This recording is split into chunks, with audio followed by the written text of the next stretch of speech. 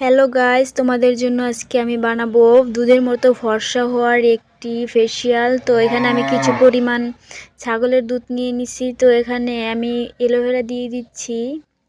তো ছাগলের দুধ মুখটাকে ফর্সা করার জন্য খুব কার্যকারী, আর অ্যালোভেরাটা মুখটা চকচকে করবে, মুখটা তেল তেল রাখবে সব সময়।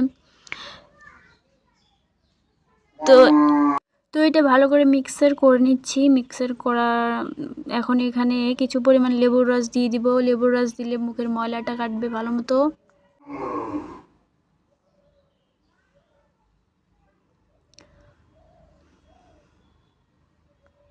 তো লেবুর রসটা দেওয়া হয়ে গেছে। তো এখন এটা ভালো করে মিক্সার করব। তো এখানে কিছু পরিমাণ ভ্যাসলিন দিয়ে দিব।